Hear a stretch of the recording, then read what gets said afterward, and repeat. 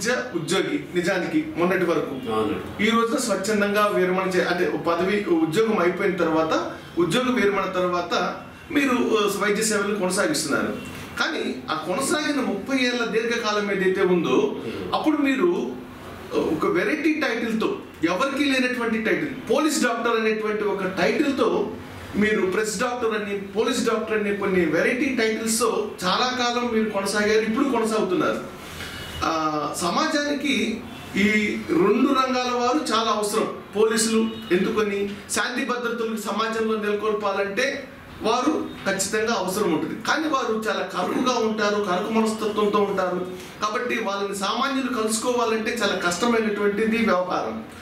అలాంటి కరకుతనంతో కూడినటువంటి పోలీసులకి మీరు వైద్యులుగా ఉంటూ ఇటు ప్రజలకి వైద్యుడే దేవుడు అనే సందేశాన్ని మీరు అందిస్తూ ఇటు ప్రజలకి ప్రజాసేవ చేస్తూ అటు ప్రజలని ఇటు పోలీసుల్ని సమానంగా మీరు చూస్తూ ముందుకెళ్తున్నారు.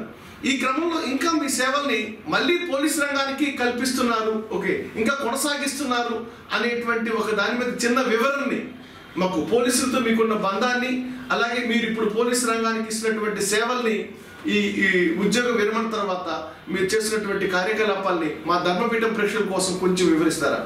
అదే అండి, ఇప్పుడు పోలీస్ ఒకటే simple, no police no society. Police లేకపోతే సమాజం లేదు. ఈరోజు మర్డర్లు మానభంగాలు లేకుండా ప్రశాంతంగా మనం బ్రతుకుతున్నామంటే కారణం పోలీసులు. బార్డర్లో మిలిటరీ వాళ్ళు, దేశానికి కాపలా వాళ్ళు, లోకల్గా కాపలా కాసి మనల్ని కాపాడేది పోలీసు. సో ఆ పోలీసు మీద నాకు ఎనలేని ప్రేమ. సో దానివల్ల ఏమైందంటే పోలీస్ డాక్టర్గా నన్ను ఎన్నుకోవడం, నేను మొత్తం డిపార్ట్మెంట్ అందరికీ, పోలీసులో హోంగార్డ్ నుంచి ఎడిషనల్ డీజీల దాకా కూడా అందరికీ కూడా నాకు అవకాశం వచ్చినప్పుడు ఫ్రీ సర్వీస్ చేసానే కానీ ఏ రోజు నేను డబ్బులు తీసుకోలేదు, తీసుకోను కూడా. అది నాకు వాళ్ళ మీద మమకారం, ప్రేమ అటువంటిది. సో వాళ్ళు నాకు ఐడి కార్డు ఇచ్చి పోలీస్ డాక్టర్గా ఇవ్వడం జరిగింది.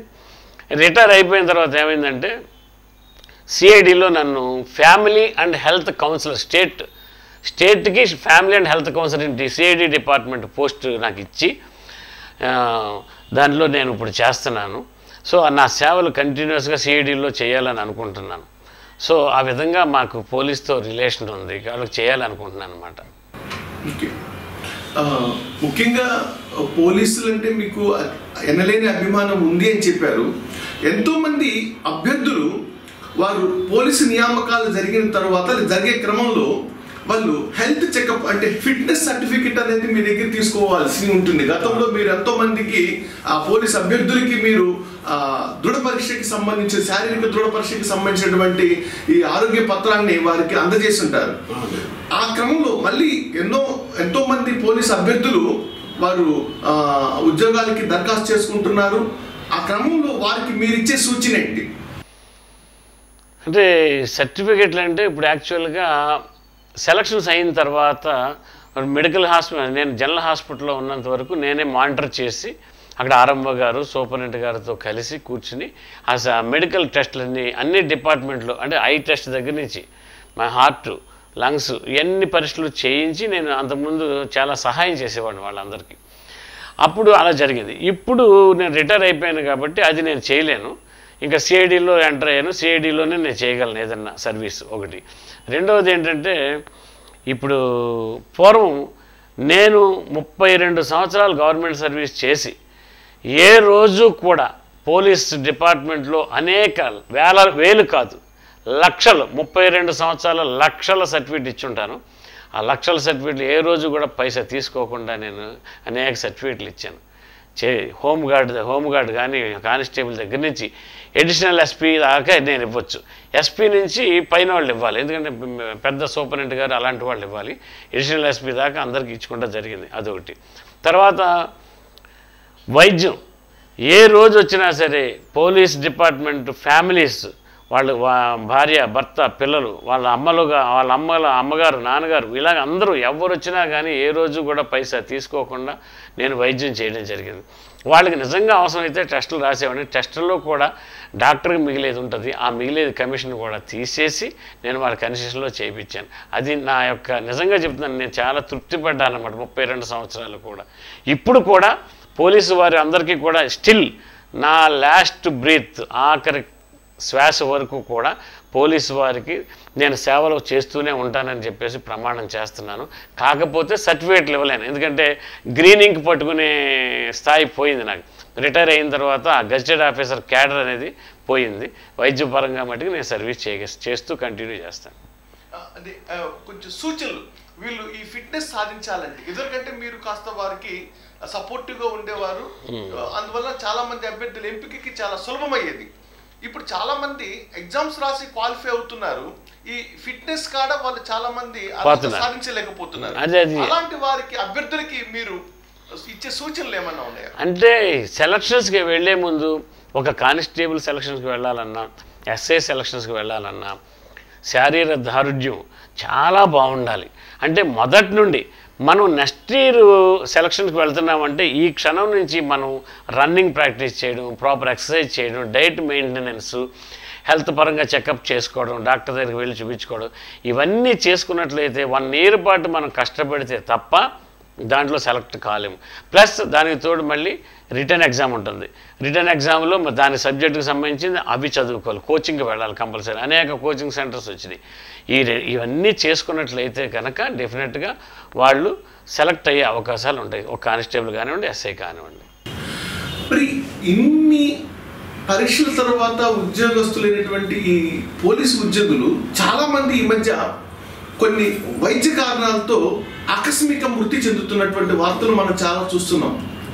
పలానా హెడ్ కానిస్టేబుల్ గారు ఈ మధ్య చనిపోయారు, పలానా ఎస్ఐ గారు ఈ మధ్య చనిపోయారని. ఓకేనా, ఏంటి అంత దేహదారుఢ్యం కలిగినటువంటి, అంత ఆరోగ్యవంతులైనటువంటి ఈ ఉద్యోగస్తులు ఈ ఉద్యోగంలో ఎందుకని వీరు ఈ మెడికల్ గా వీళ్ళు అన్ఫిట్ అయిపోయి వాళ్ళు ప్రాణాలు కోల్పోయే పరిస్థితి వస్తుంది? ఎలాంటి పరిస్థితులు వాళ్ళకి దారి తీస్తున్నాయి? అలాంటివి రాకుండా ఉండాలంటే మీలాంటి వైద్యులు వారికి ఇచ్చే సలహా ఏంటో మాకు చెప్తారా? ఇప్పుడు ఏమవుతుందంటే అండి, ఇందాక ఏదైతే మనం కానిస్టేబుల్స్కి, ఎస్ఐస్కి ఎలా ఫిట్గా ఉండాలో చెప్పాం.